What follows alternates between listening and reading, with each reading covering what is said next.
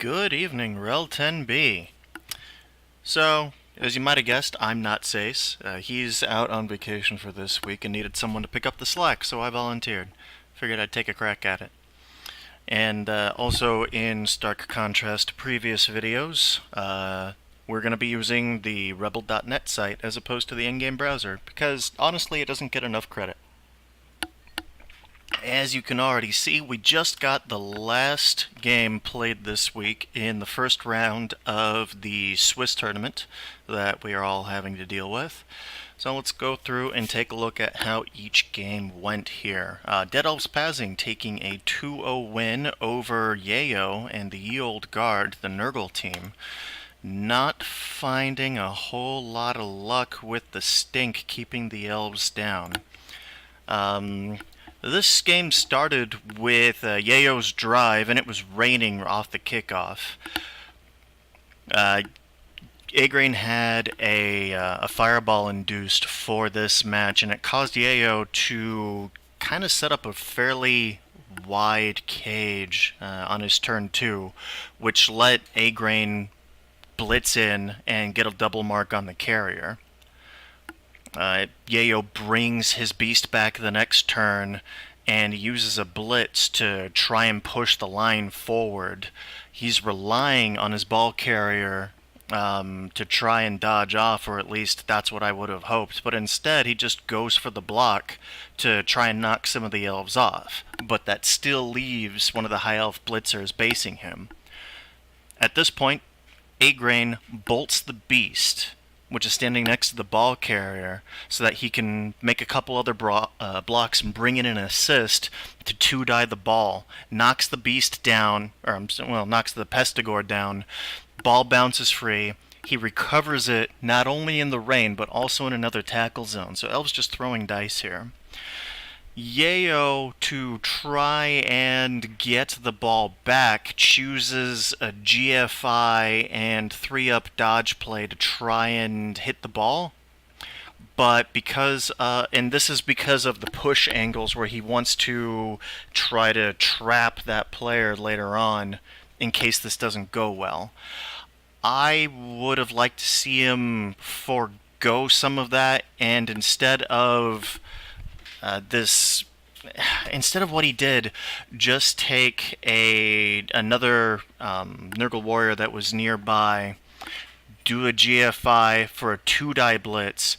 Afterwards, if that had failed, he still had a Rodder nearby that he could have pushed into and done a follow-up 1-die with. But instead it was that Rodder that he tried to dodge out on that 3-up, and he failed the dodge. And that was pretty much that. Agrain runs the ball in for turn 6, and from there on, rain changes to snow for the rest of the game. Yayo tries real hard to get that 2-turn in, but he doesn't have much of a screen up at the front of his play before failing a going for it on a blitz. The Elves manage to get behind the play, sack the ball. Nobody scores, but it's 1-0 for the High Elves going into the second half. Agrain receives and takes his time to score a 4-turn touchdown. And from here on, it's just an aggressive screen where he stalls out the Nurgle drive. Yayo having absolutely no luck getting casualties that half. And with almost all elves on pitch, there's just not a lot of opportunity to move forward. Let's see, we got a missed next game on his tackle warrior, which is going to potentially come in pretty big for whoever gets to play Yayo next. There was also some damage with a Rodder dying on one of the elvish hits, and the guard piece is going to be a real missing link in what has already been a bit of a... Some people say don't do the mighty blow, just take the block guard when leveling up your warriors, but it takes forever. So this is just going to really put it to Yayo's face for taking the I guess you could say, greedy Mighty Blow picks first and not taking more of the pitch control skills. Elves, on the other hand, have no damage to speak of, and he's looking pretty going into the next round. As far as level ups this match go, nothing on the Nurgle side, but we do have a level on the High Elf Blitzer, Tupac 2, who picked Dodge. So, Agrain continuing his trend of rolling absolutely nothing except normals for all his level ups, which has got to start getting real frustrating for him. Next up, we've got the Zon off, which I did a lazy cast of earlier, or I guess I should say late last week. This was Rabble Leader People and the Tolerant Left, Spicosaurus versus the Drunkernaut. And this particular match, Drunkernaut received the ball, had the first drive, and things were starting to look pretty good when, off the line of scrimmage, he got 2 KOs off his blocks. Spicosaurus responds by following up to hit a niggled line woman on the next turn and manages to get a minus movement on her. Drunk plays the ball forward pretty aggressively in his second turn, even going so far as to do, I can't remember if it was a pass or a handoff to a catcher that he had around the center of the pitch, but she was right next to a downed line woman from Spica's side. So he caged up around all that, and now he's just right behind his own line of scrimmage. Spica manages to push his way in and get a double base on the carrier, one of which is his tackle blitzer. So things are looking pretty decent for him as far as the control goes. What then happens is Drunk starts what is going to become a recurring theme for this game, and he's going to do all the plays that hunt for damage as opposed to trying to safely get the ball free as well as screen or cage it up somewhere. And unfortunately, not only does he not get any of the damage, but at the end of his turn, when he does try to do the 3-up dodge away, and mind you, he's already burned his reroll. Oh, I'm sorry, he didn't. He burns his reroll on this, fails it again, and now Spicosaurus has the open opportunity to grab that ball, and he starts potatoing away down into Drunkernaut's half. Drunk does manage to recover the next turn by getting an assist, and with a GFI sending one of his own blitzers back to go and blitz the ball carrier. Didn't get it on the first attempt, but with a reroll does manage to get the POW. At this point, Spicosaurus is down to 3 girls left standing on the pitch. Drunk continues to focus on all the damage, because so far it seems somewhat rewarding despite not really having much control over the ball anymore. And he still has, even though the ball's all recovered, he still has no coherent plan as far as screens or cages go, and it leaves yet another opening for Spicosaurus to come in to 2-die the ball, although this time his tackler wasn't in position again because they were tied down or knocked down in other spots of the field, and the 2-die still doesn't manage to bring the blodger down. Drunk pushes forward on his next turn to try and do something. It can't really tell. He has this diagonal line where if it were tic-tac-toe it would be the winning play, but here he's just getting either GFIing up next to the catcher in the center of that line to either hand off or stand behind her, but even then it still leaves line of play open to sweep around to try and blitz the ball yet again. But that ends up not mattering because he fails the GFI and he KOs his own Mighty Blow guard blitzer that was working the ball.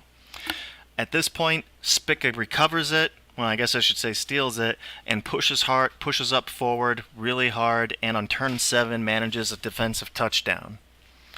Going into the second half, it starts to snow, and Spica is really punching back, and it's netted him a couple of removals, including 2 casualties. The rest of his play for the next couple turns turns is pretty conservative until Spicosaurus pushes the cage up to the line of scrimmage, and his thrower was just one SPP away, and he tried to go for the vanity pass to the catcher that was in the center of the cage. The thrower fails the pass spectacularly, and the ball bounces clear. Drunk has a chance for the steal, but he misses a chain push play that could have made his life a lot easier, taking it from a two tackle zone marking to just one, or possibly none if he had gotten the knockdown.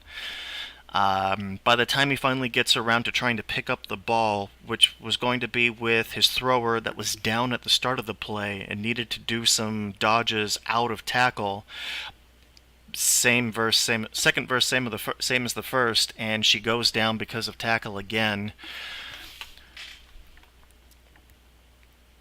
And this is also the part where I get lost in my notes.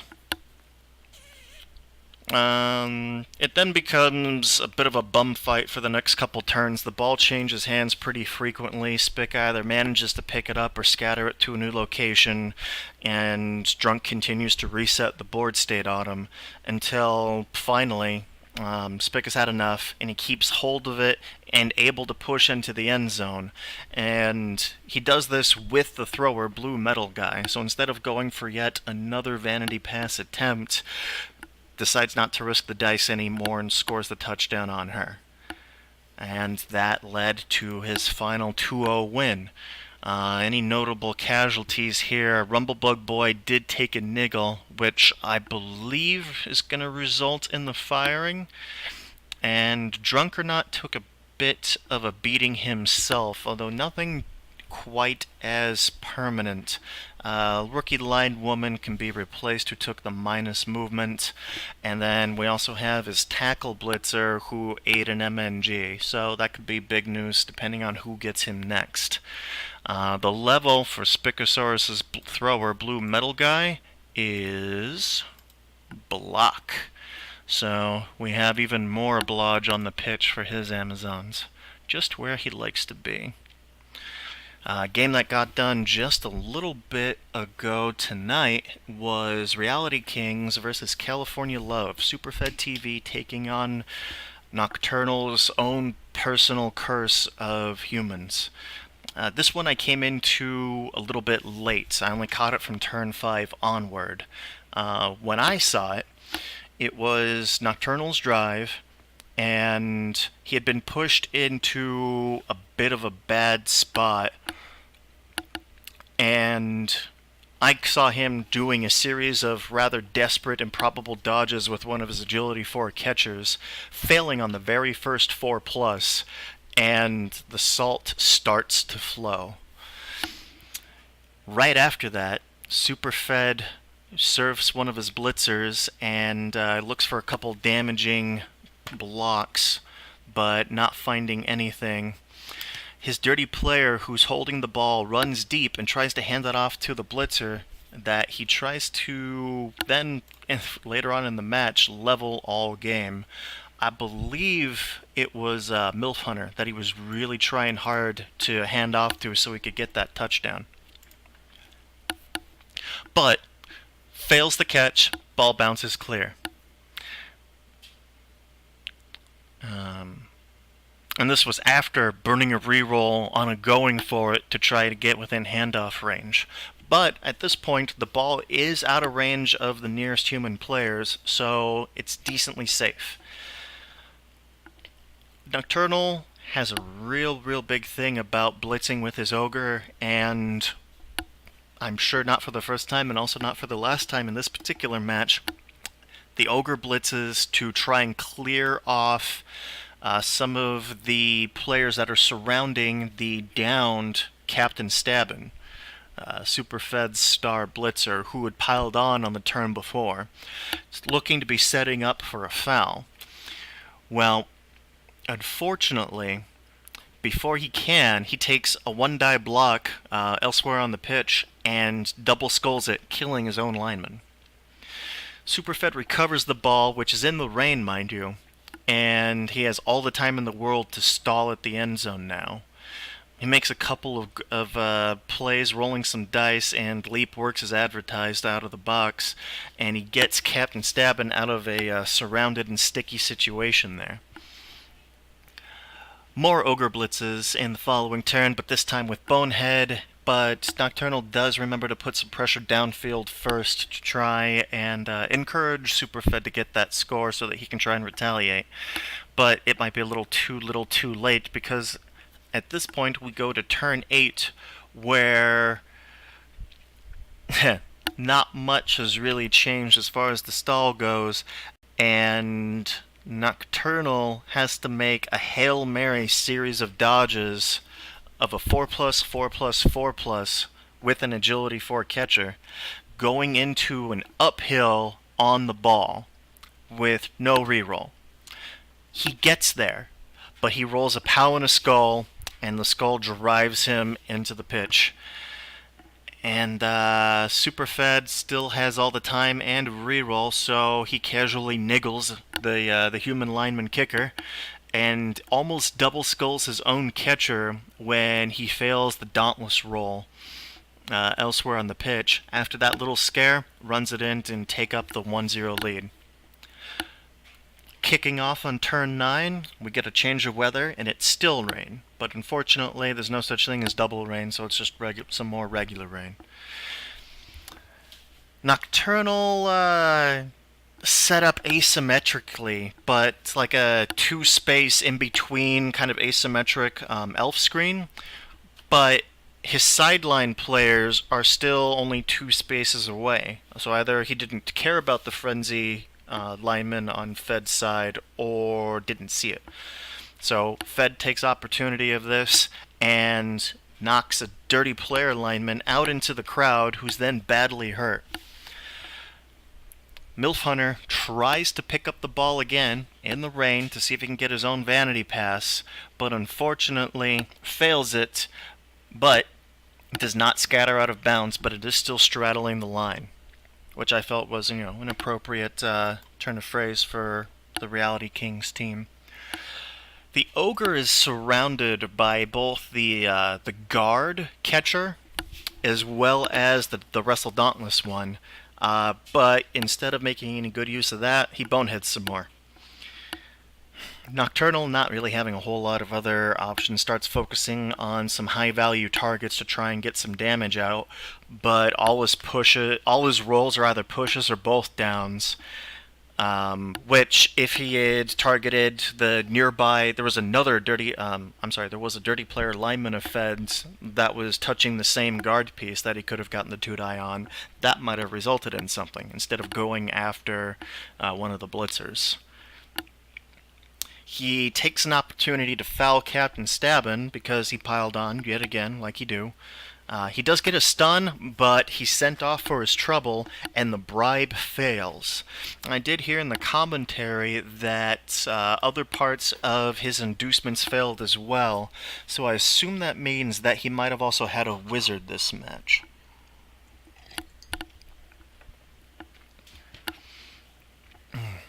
Some of the human catchers have already moved down into Fed's half, and Fed takes a pretty convenient hit on one of them, and on a blitz, and re-rolls double push into dub skulls, which brings out the first of the commands, but didn't generate any salt memes. Nocturnal hits the dirty player lineman and finally gets a KO for his troubles, and that opens up a lane for him to try and surf one of Superfed's blitzers that are standing over by the sideline, which I believe is still MILF Hunter. Well, unfortunately,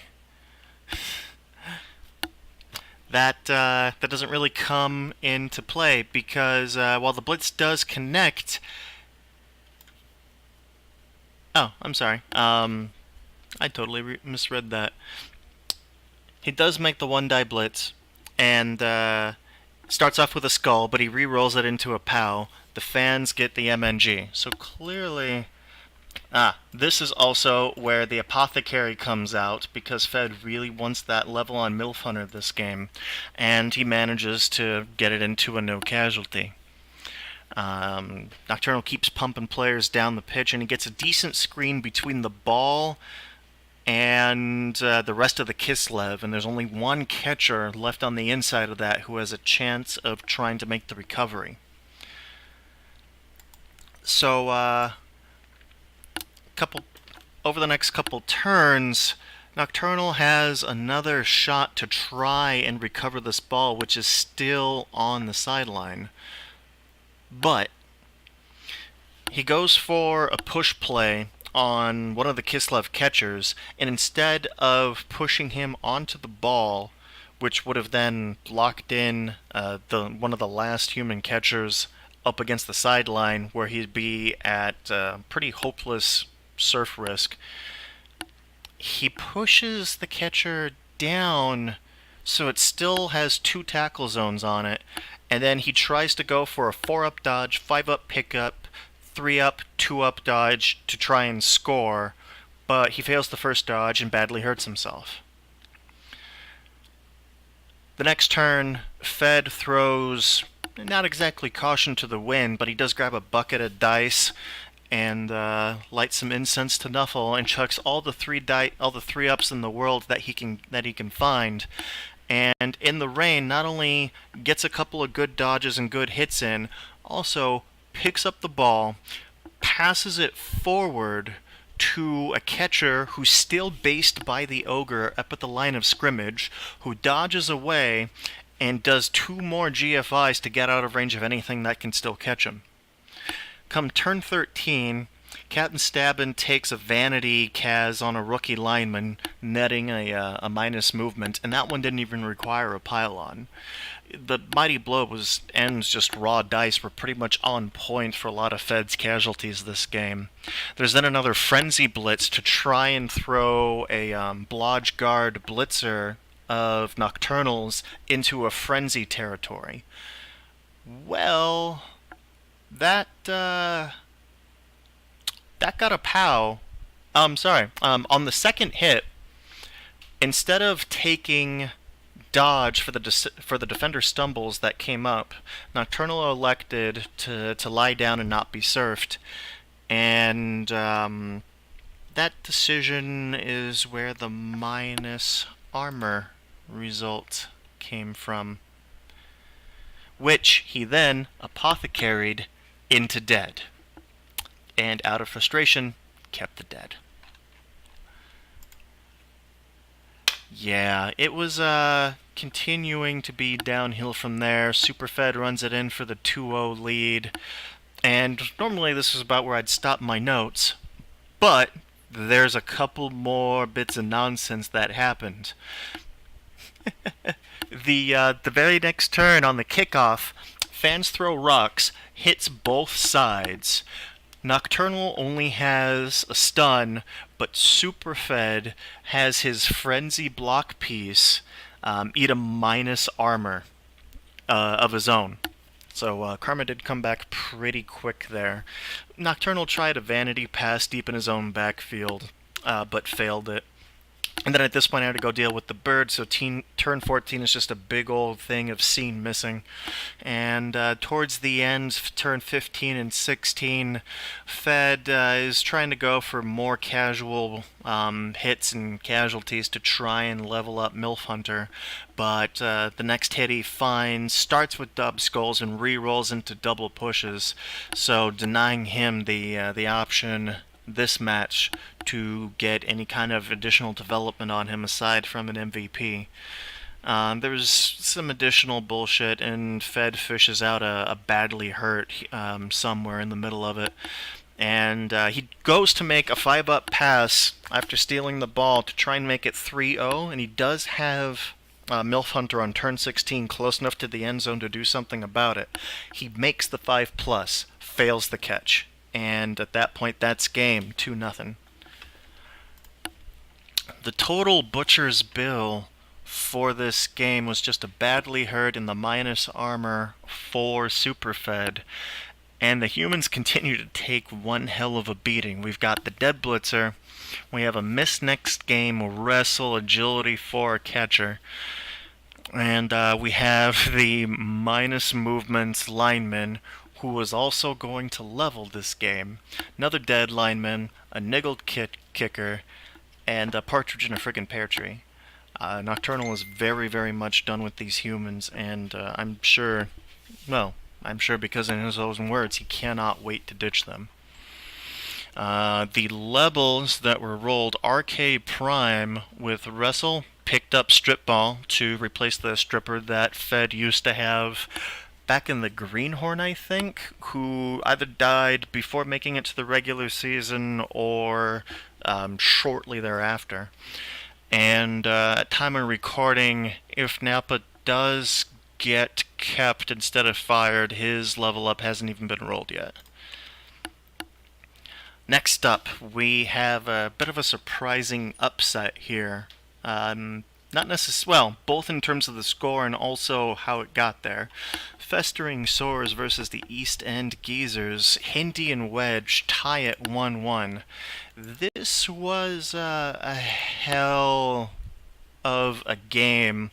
So, Hindi received the ball and promptly had 5 players torn down to the ground by a pitch invasion, including both Storm Vermin that he had on the line of scrimmage and 2 gutter runners, one of which was in the backfield to recover the ball. And the worst Wedge got was just 2 hobgoblins knocked down, which left running lanes open on the left and right sidelines, but without any ball recovery, that wasn't really a big threat. Wedge moves up very greedily to try and take advantage of this situation and does not leave himself a whole lot of safeties of any kind. The closest thing he has to a safety is only 2 squares behind the line of scrimmage. So being very, very ballsy here and putting the pressure on. Hindi does pick up the ball and he moves it forward into a cage, but he only gets the back part of it built with 2 of his gutter runners. He takes a blitz in the line of scrimmage to knock off one of the chorves and move his Storm Vermin back, but he immediately goes into a quad skull and knocks himself back down. This leaves the front of the cage wide open for Wedge to come in, and he uses his own one of his chores to quad both down the ball, and unfortunately not doing much of value, because as we can see here, most of Hindi's gutter runners have been rocking the blodge lately, and it was one of them, I believe the 2 heads, that was carrying the ball at the time.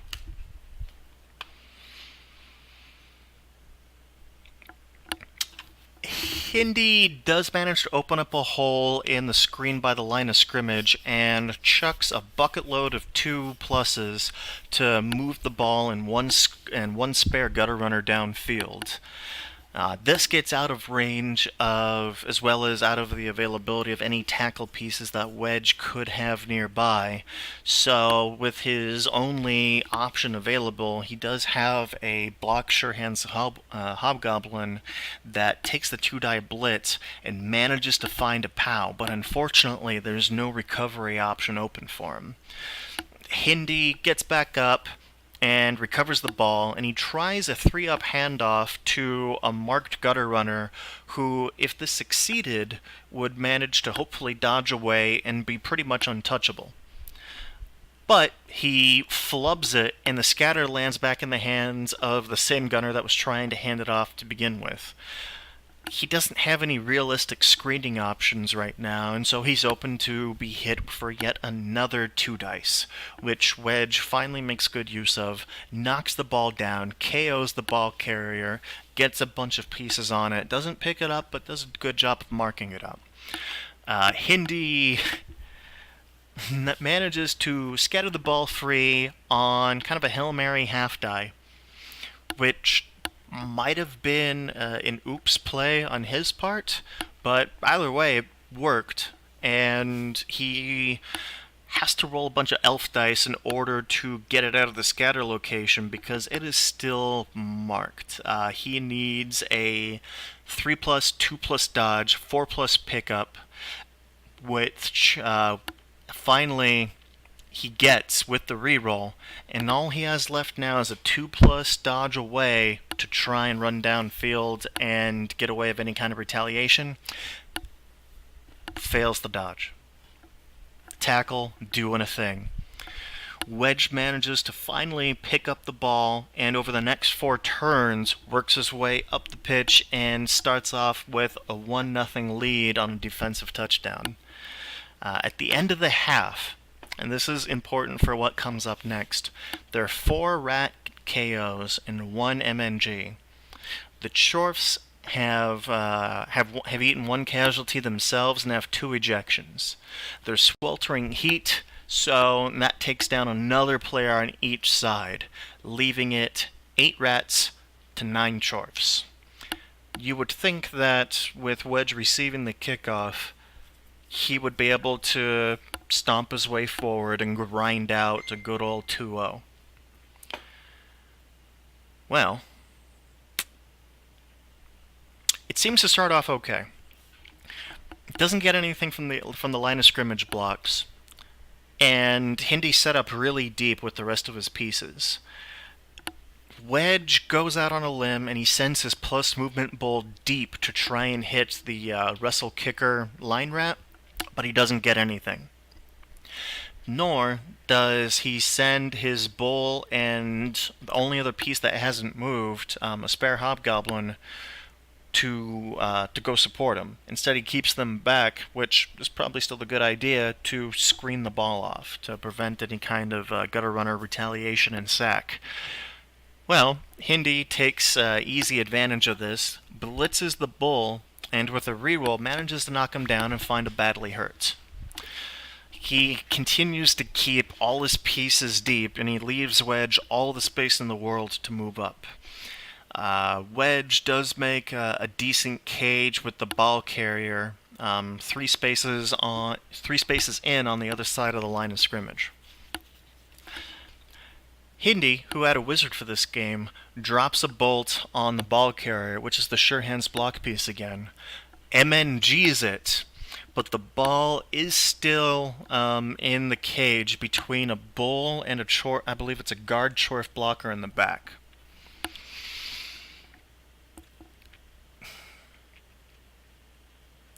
He could have tried for some kind of play to maybe base the ball and like hit one of the hobgoblins, just to try and reduce the amount of agility 3 rounds that can still work the ball, because there's not a lot left at this point. There's only 2 hobgoblins left on the pitch. But instead, he continues to focus on the damage play and retreat.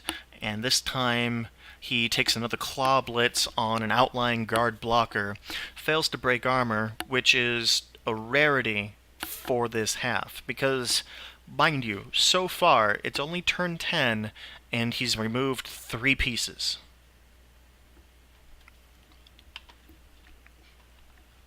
Now, this is his big mistake here, which will affect the rest of the drive and the eventual outcome of the game, is he's still keeping his gutter runners back far enough where they're out of range of easy blitz opportunities from the Chorfs, but he's giving up all hope of trying to steal and get back in the game.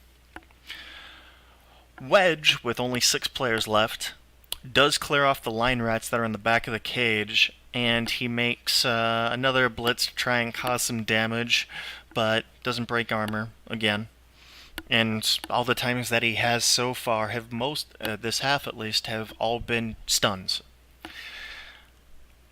He builds this really weird slanted cage, which I don't quite understand. It leaves the ball open to be blitzed, but because of the guard piece that's in play, it's still an uphill. But in doing so, it did leave his Mighty Blow claw blocker exposed. He could have made a regular cage, blitzed with the claw Mighty Blow, put him back in the center, protected not only the ball, but that player as well. That did not happen. But at this point, I was watching the stream, they were both in voice chat, and Wedge was definitely feeling the sodium chloride levels climb, and some of his decision making drops off at this point in terms of quality. He just starts seeing red. Well, Hindi does take advantage of this himself and takes a shot at the open Claw Mighty Blow blocker and nets a niggle for his troubles. That's another Chorf gone. We're down to 5 now. The right side of the cage is completely open, but he still does not put any mark on the Hobgoblin carrier that's in the center. This is about the time when he loses his option to play for the win. Because now he doesn't have enough time to steal, score, and then try to steal again for the 2-1. It's 5 Chorfs and 7 Rats, and the most Wedge has been getting, I guess, was like 1 KO. So, but he still has a lot of movement lanes open. Hindi keeps retreating very, very deep with what he does have remaining. So Wedge pushes up hard along the right-hand side, and he has the option to screen up a square 2 ahead of the ball, and then at least get a decent spaced other 2 pieces to complete it, to make maybe a blitz more difficult but still plausible, but the recovery would be nightmare. Instead, the bull that could have gone to be the forward screen piece blitzed the Blodge Stand Firm diving tackle gutter runner, who sidestepped into the way of the bull being able to complete the screen, or even start the screen. It all just keeps going downhill from here for Wedge. So he tries to get a couple other pieces up, and on turn 12, Hindi takes a shot at the ball, but he only gets a quad push. But he does manage to push it over up against the sideline, and he has a diving tackle sitting directly in front of it, who also has sidestep, and he's just waiting for Wedge to screw up, to take that dodge away. Well,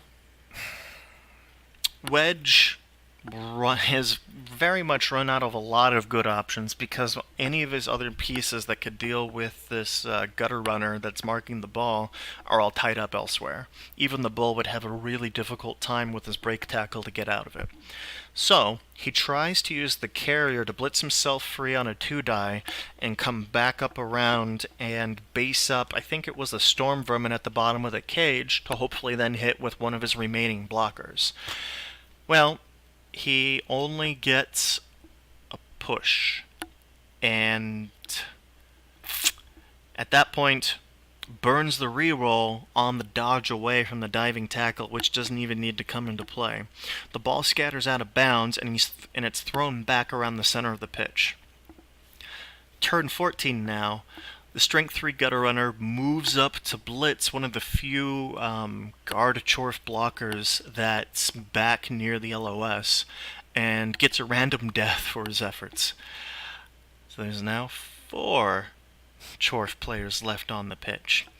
Picks up the ball all on his own and moves it to just on his side of the line of scrimmage. The bull, who was up deep against the right sideline, did get knocked down, and he tries for a foul on that, but he only gets a stun. Wedge doesn't have a whole lot of options anymore here, and as a matter of fact, he just skipped his whole next turn, because now there's only 3 Chorfs remaining. The Claw Vermin, turn after this, he does end up standing someone up, and the Claw Vermin takes another blitz, deading him outright. Hindi, there's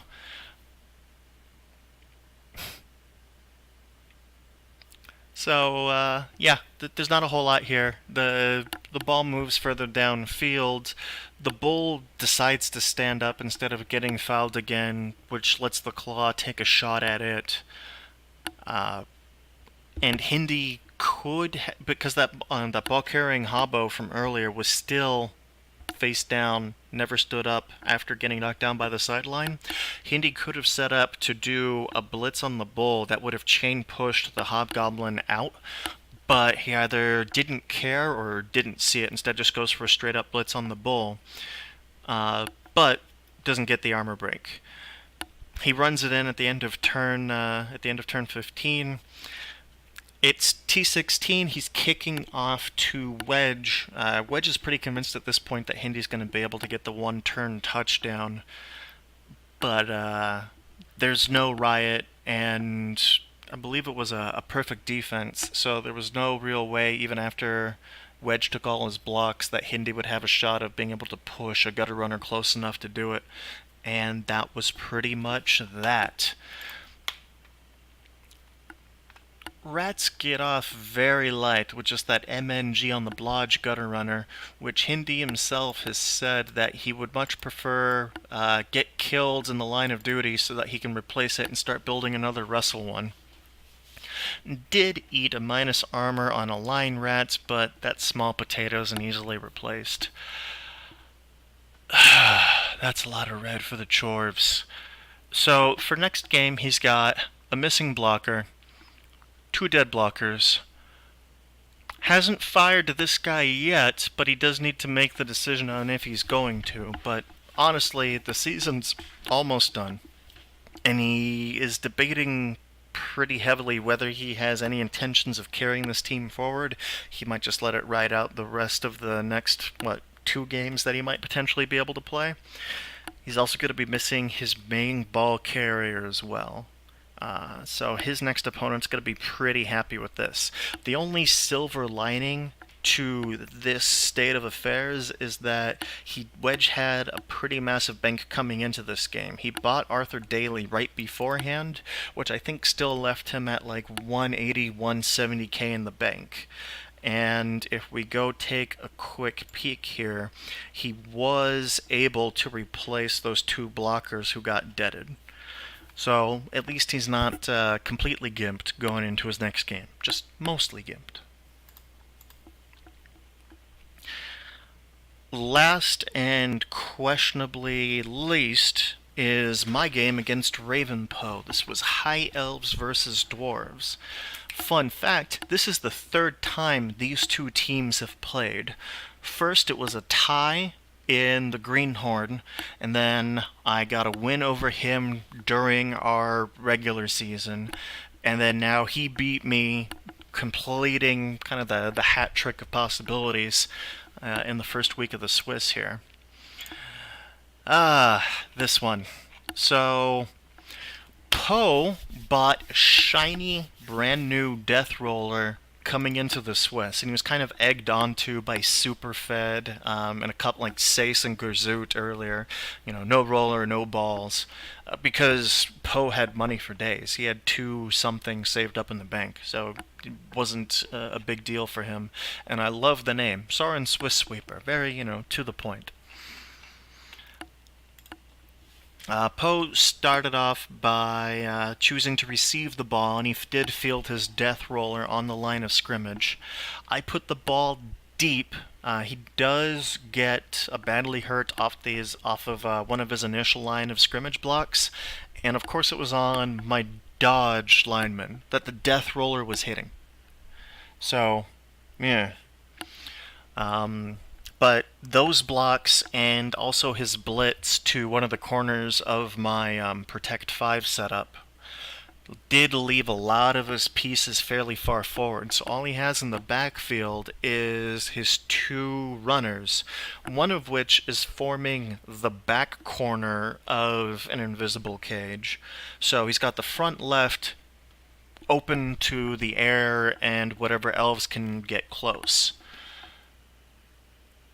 I wanted to put some of my pieces into good effect, and Leap did wonders for me to surf his ball in the regular season game that I won, so I figured Leap would help out here as well. And 5 2-ups later, between leaps and dodges and a GFI, I get a 2-die with wrestle on his ball carrier, knock him down on a POW, and it scatters the ball back, but still within a recoverable position. But it would be, but he'd have to dodge his other runner away from the double mark. In an effort to get the money's worth out of his death roller, he decides to blitz my Blodge Agility 5 blitzer with it and gets nothing but a push. He moves up a lot of other pieces to try to support back by the ball, and by the time he doesn't end up picking it up, but he does have 3 tackle zones touching it. He stopped short because of a failed GFI by one of his Longbeards, who was the closest tackle piece to the play. I roll 4 more 2-ups to get an assist up and then dodge out the leaper and hit the runner the agility 4 runner that he stood back up, that I only get a push on, but I scatter the ball free of the line, goes back another square. Now it's only being based by the guy I just pushed. I don't have any tackle between me and the ball, so it's safer than a leap. I take 2 more dodges, pick up the ball on a 2+, dodge away, and then I make a couple of GFIs to try and get a little bit of extra range. At this point, I'm 3 squares away from the end zone. But everything that I have is tapped out, and I don't have any way to screen this ball off. And because it was my blitzing guy who did the action, I couldn't dump it into a corner either, which is a little bit of a sad face.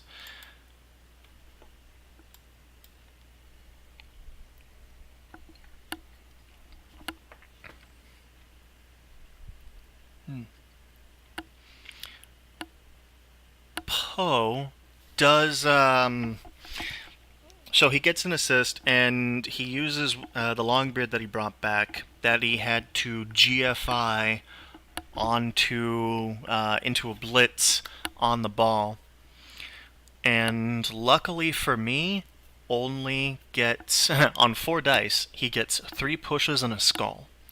So I'm sitting pretty. I take a vanity block here or there where it feels safe with either a block or a wrestle piece, don't really get anything for my trouble, and then I do the 2-up, dodge out, and score. That's the end of the death roller for this game. I try to stall him out on the next turn, and he pushes forward, and wherever he can, he's trying to pile on with his Troll Slayers, which are both more than equipped for it, and he's just trying to rack up the damage on me to, show his appreciation for elf bullshit and some of the dice that I've gotten so far.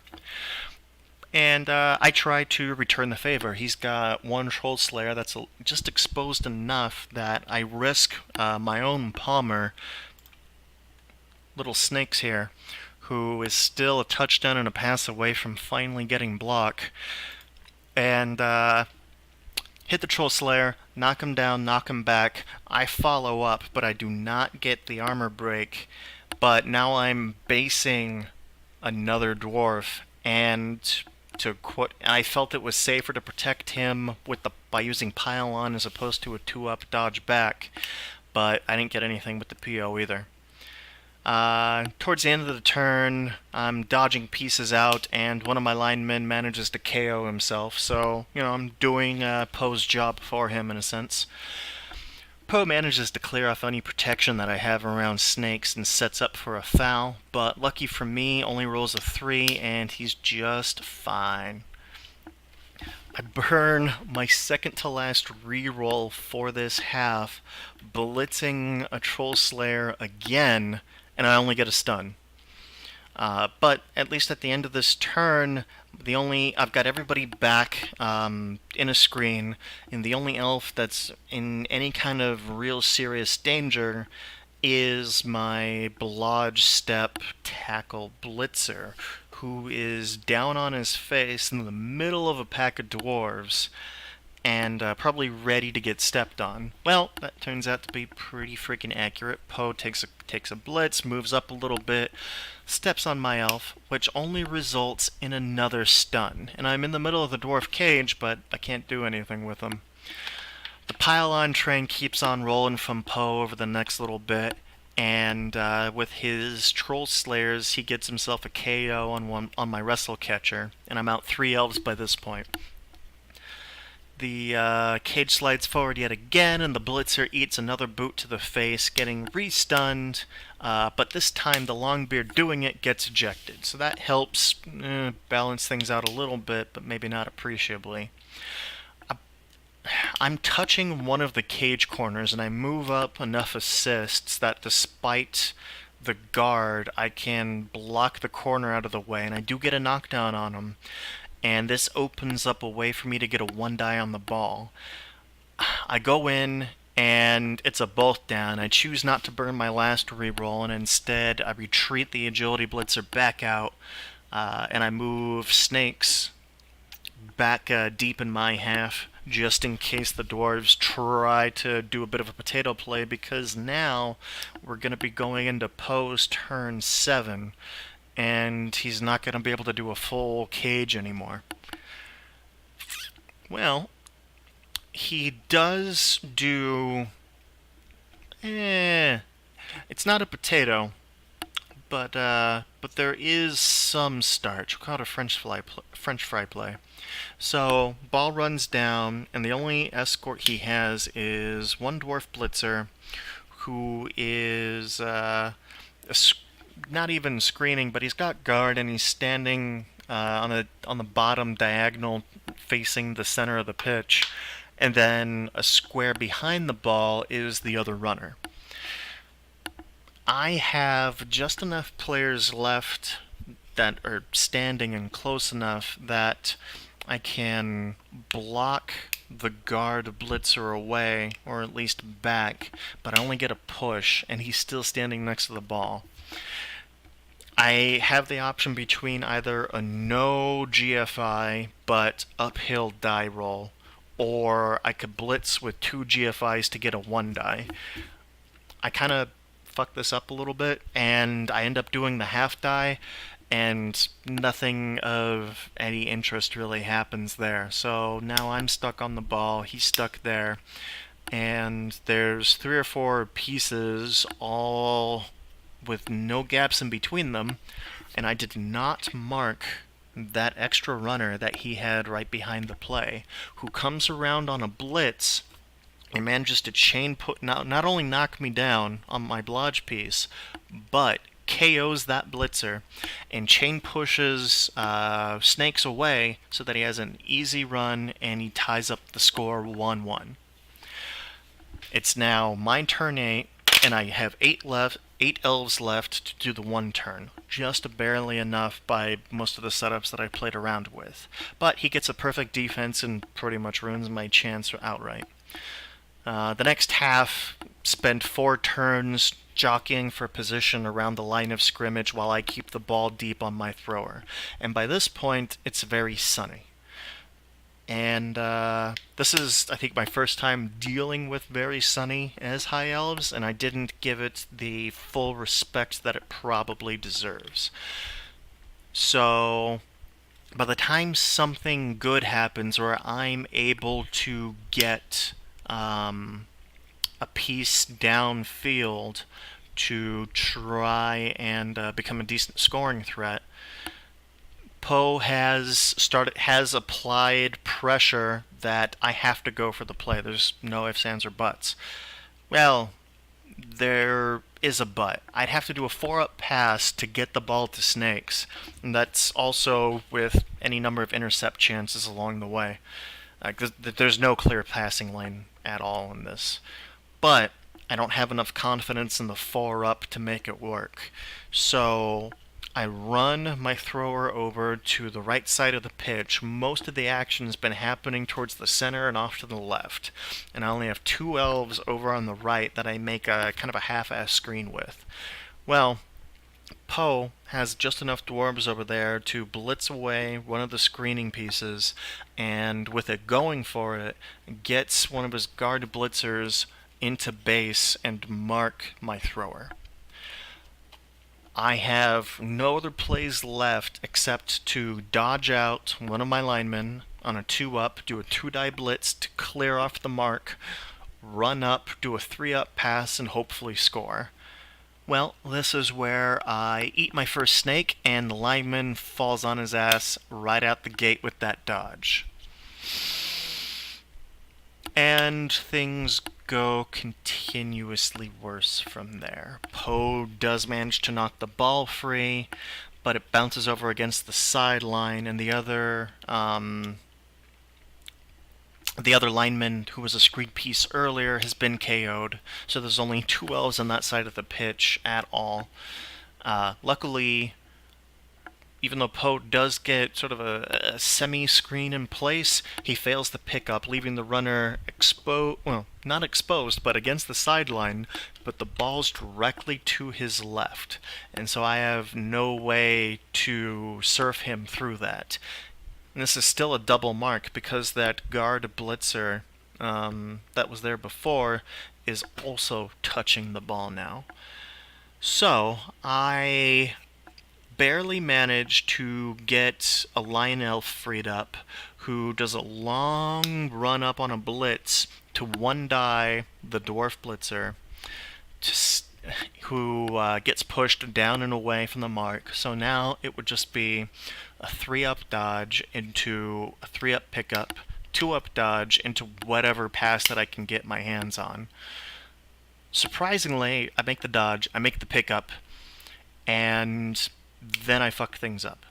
Because I've already lost 3 games due to trying to go for the extra dodge when I'm out of rerolls, as opposed to sucking up the -1 for the mark and just taking the pass anyway, because I still have a reroll on that. And even if it fails, I would at least have a guy standing and contributing to the play. Nope. Roll a 1, thrower ends up on his face, and Poe picks up on turn 15 and runs it in for the 2-1 lead. I get a second chance at a 1-turn touchdown on my turn 16.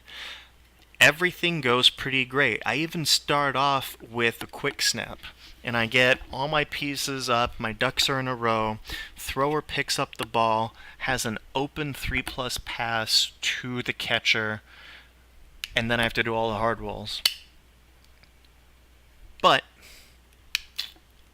he flubs the pass, rolling 2 into 2, and safe throw does a thing, so it doesn't end my turn, but that's pretty much game. Whether joking or in earnest, Poe offers me to take the turn 16 respect foul, so I do. And that's why we have a -armor dwarf Longbeard down at the bottom here. So overall, this went, despite a lot of early and mid-game success that I had, this did go pretty well for Poe. No level ups to speak of for either of us. The worst I ate, surprisingly, was just badly hurt, so I'm at full strength going into the next game. And Poe's only down 1, but he should be able to replace that. And let's see if he did.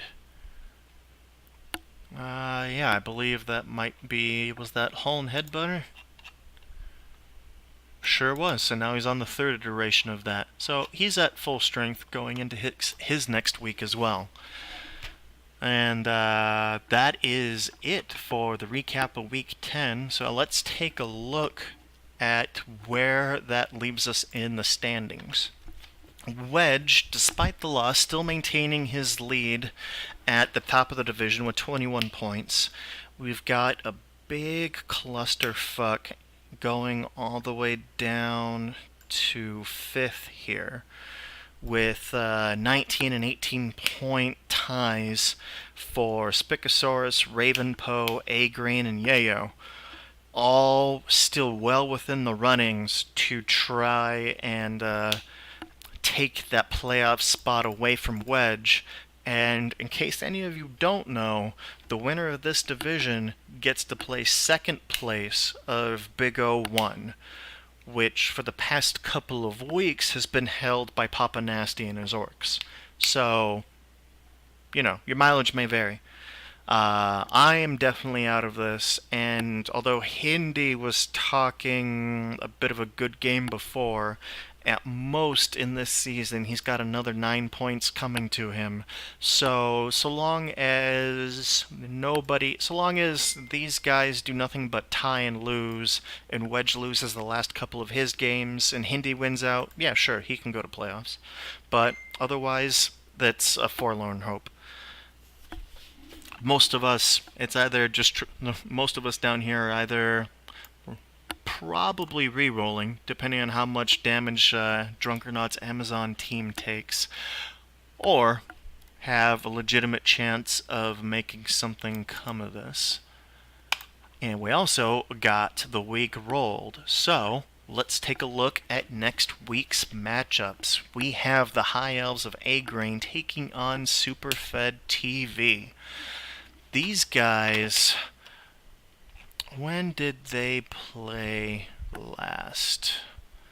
Last time they met, A-Green walked away with a smooth 2-3 win, so maybe he can do this again. But Superfed has leveled up a lot in that time, but it does look like he will be giving away, at minimum, a wizard. So that could be a pretty big deal. But Dead Elves Passing still only having the bare basic tools, but making really good use of them.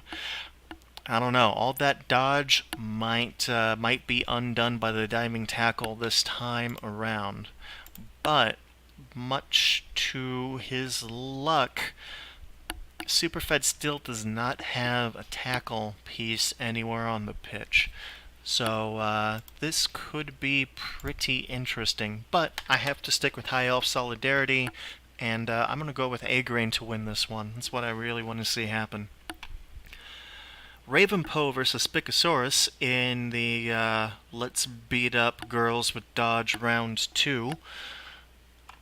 When did they play? It's toward the end of the season, wasn't it? Right here, in Week 9, when Ravenpoe took a 2-1 win. He's still coming into this healthy. He's got the Death Roller now, but he's gonna be giving away a decent amount of inducements. Spicosaurus' whole thing has been fouling and trying to play annoyance and damage, but against the high armor value, unless he can manage to get those Troll Slayers out, this might be some more dwarf domination, because I just don't think that Spica has the speed necessary to take advantage of any kind of early lapsing coverage and turn the ball over and get the Death Roller off the pitch quickly enough. So I'm going to be betting on Ravenpoe to take that game yet again. Ye Old Guard, the Nurgle, taking on the the remainder plus rookies of the Chorf team of Wedge. They've both had a little bit of a beating, but Yayo is only missing a single warrior with tackle, which in the grand scheme of things is not a big deal. To my knowledge, Wedge, okay, it'll be a bit of an annoyance when it comes to that bull centaur, but if that centaur is close enough for a warrior to blitz him, then something's probably already gone already. Missing not only his main damage dealer, but also missing another guard. Wedge is in a pretty tough spot here. But this is going to be pretty close to call. I'm going to say this one's going to end up a tie, and that they're still not going to have an appreciable decisive outcome. But let's see what their last encounter was like. I think that was earlier in the season. Where are you two? Nope. We gotta be getting close here. When did you guys play? Here we go. Alright, Wedge took it last time back then. And he did have a lot of guard. His team didn't look a whole hell of a lot different. So he was at full strength. Yayo was at full strength. Yayo's lost a guard. And two are missing for Wedge now. So we'll see if that makes the difference and evens things up enough. Next up, we have Hindi, who is on his casualty tear this week, facing off against Drunk or Not at the bottom of the list. Hindi does have tackle on his other Storm Vermin this time around, though. So I think that Burns is going to start making bigger plays here than Chills. But if Hindi does get greedy and puts Chills out there to try to take advantage of his newfound piling on fetish, I think Drunk might have a chance if the dice are kind. But he's going to have to really tighten up his play, and knocking out a couple of gutter runners would really go a long way too. He has all the inducements in the world, so I'll be curious to see if and what he can do with them. But barring a big change of pace, I think Hindy's probably going to sweep this one and start a bit of a winning streak here, or at least, an upturn in his fortunes. And at the bottom, we have Nocturnal's Remains of Disappointing Humans versus my leveling up nicely, but can't seem to get much more than ties High Elves. I'd like to bet on myself to win because I'm not a masochist. And also, realistically, I think I have a pretty decent chance. Sure, I'm giving away a crapload of inducements, but there's no tackle. One of the agility pieces is gone. There's still no thrower. So either somebody useful, like a blitzer, is going to have to come back and play the ball, or the catcher's going to be caught up back there, and that's going to neutralize whatever speed equalizer that he had to begin with. I probably will expect to see some use of the piling on here from Portola, just to vent some of his frustrations, but especially if the unskilled ogre, if I can keep him trapped on some blodge or rackle, or Raj, and hell, if he can just keep up his bonehead streak, I think that I can take this again. Last time Nocturnal and I played, it was a 3-0 win to me, but dice certainly played a big factor in there.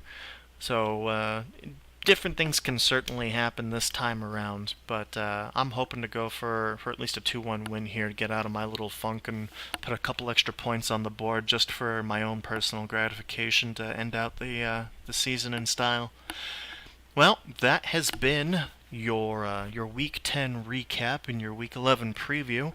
Hope I didn't bore you guys too much. I haven't done a lot of this kind of stuff for a little while now, and I'm sure my being out of practice really shows.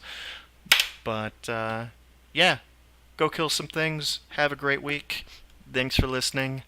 I've been 130, and rampant plagiarism. Stay classy.